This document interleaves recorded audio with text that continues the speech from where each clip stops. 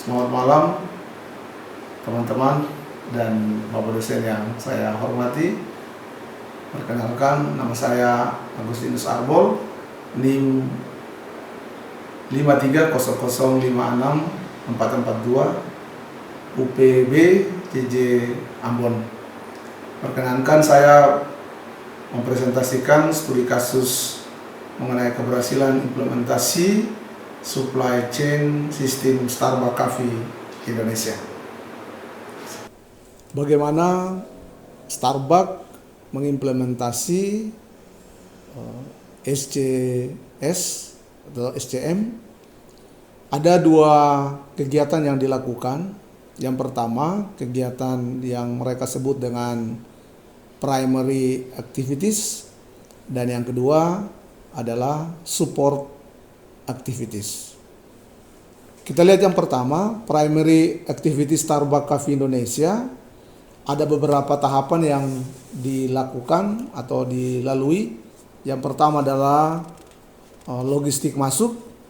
Pada tahapan ini Starbucks memperoleh bahan baku dari pemasok, yakni biji kopi sebagai bahan dasar untuk membuat minuman. Untuk pemilihan bahan baku kopi, Starbucks Coffee Company memiliki tim yang melakukan penelitian mengenai kopi. Tim ini akan mengevaluasi ribuan sampel yang dikirimkan oleh para petani tiap tahunnya. Untuk mendapatkan kualitas dari biji kopi yang terbaik, sampel biji kopi yang dikirimkan oleh para pemasok akan dicek dengan mengambil 10-20% biji yang telah dikirimkan untuk diproses. Dan apabila hasil pemrosesan tersebut memenuhi standar, maka Starbucks akan menjalin kerjasama dengan pemasok yang telah memberikan sampel biji kopi tersebut. Yang kedua adalah operasi.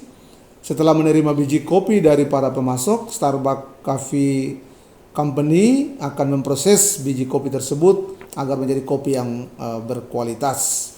Dalam memproses biji kopi tersebut, Starbucks akan membuang sekitar 18-25% biji kopi. Hal ini dikarenakan dalam setiap 100 kg yang dimasukkan dalam mesin pemanggang kopi, yang keluar dengan hasil kualitas baik hanya 75-82%. Hal yang ketiga adalah logistik keluar. Barang yang telah dipesan oleh toko Starbucks Coffee akan dikirimkan langsung ke toko. Setelah penerimaan barang dari pemasok, selanjutnya pihak toko akan menangani produk yang diterima untuk diolah sesuai dengan standarisasi yang ditetapkan perusahaan agar menjadi bahan dasar pembuat minuman yang siap disajikan kepada para pelanggan. Yang keempat adalah penjualan dan pemasaran. Dalam melakukan penjualannya, perusahaan akan melakukan penetapan harga terhadap produk-produk yang disesuaikan dengan biaya produksi dan pengiriman barang dari pemasok. Salah satu yang dibuat oleh Starbucks yakni kerjasama dengan berbagai pihak, antara lain promo buy one get one free, kerjasama dengan BCA. Dan strategi pemasaran yang dilakukan Starbucks adalah menjadikan tokonya sebagai third place, yakni menjadikan toko Starbucks sebagai tempat ketiga selain rumah dan tempat kerja. Yang kelima adalah Starbucks melakukan atau berusaha memberikan pelayanan yang terbaik kepada para pelanggan. Biasanya mereka memberi batas waktu 3 menit mulai dari proses pemesanan hingga minuman yang dipesan sampai ke tempat pelanggan. Dan sistem pelayanan yang diberlakukan adalah sistem self service, artinya pelanggan dapat langsung ke kasir untuk memesan minuman atau makanan dan pelanggan langsung membayarnya. Kegiatan kedua yakni support activity Starbucks Coffee Indonesia itu adalah bertujuan untuk mendukung kegiatan utama.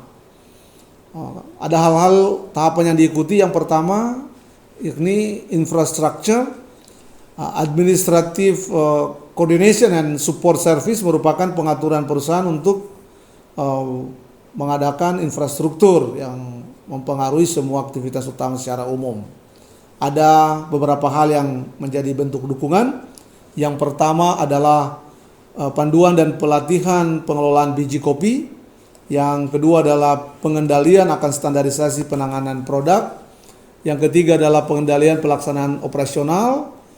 Yang keempat adalah brand image, dan yang kelima adalah pembelajaran karyawan. Hal kedua yang dibuat adalah Human Resources Management. Dukungan dari Human Resources Management meliputi perekrutan karyawan sesuai kualifikasi perusahaan, juga sistem reward. Yang ketiga adalah teknologi development, yakni dukungan perusahaan dari pengembangan teknologi yang diterapkan meliputi sistem pemesanan barang secara online, sistem perusahaan berbasis internet dengan menggunakan subsistem, juga sistem e-payment dan sistem e-commerce yang dimiliki perusahaan untuk memberikan informasi kepada pelanggan. Yang keempat adalah procurement of resources, artinya dukungan perusahaan dalam pengadaan barang meliputi biji kopi mentah yang didapatkan Starbucks dari para petani, mesin kopi untuk memproses biji kopi agar menjadi kopi Starbucks, pengadaan berbagai jenis kopi dari berbagai penjuru dunia, peralatan promosi, pengadaan mesin dengan brand Starbucks Coffee. Ada beberapa kesimpulan yang bisa saya ambil dari studi kasus ini. Yang pertama, suatu kontrol sistem yang baik dari pusat ke cabang karena segala halnya dapat dimonitoring dari pusat secara online dan real time melalui komputer. Yang kedua adalah integrasi bisnis dan akurasi data yang lebih baik. Pembaruan ini terjadi secara real time, tepat waktu pada terjadinya transaksi. Ketiga adalah perencanaan dan manajemen sistem informasi yang baik, menghasilkan laporan standar yang diperlakukan oleh manajemen, dan laporan tersebut dapat diakses oleh manajemen kapan saja dibutuhkan. Yang empat, peningkatan efisiensi dan produktivitas, meningkatkan efisiensi pada aktivitas rutin harian seperti pemesanan, pengiriman, kinerja pemasok, manajemen kualitas, manajemen kas, dan realisasi penjualan. Dan yang kelima adalah adanya standarisasi prosedur. Pekerjaan menjadi lebih terstruktur sehingga tidak tergantung pada individu atau pekerja tertentu saja, sehingga dapat meningkatkan efisiensi dan efektivitas. Demikian pemaparan studi kasus mengenai keberhasilan supply chain sistem Starbucks Coffee Indonesia. Semoga presentasi ini berguna untuk saudara-saudari sekalian. Terima kasih dan salam sehat untuk kita semua.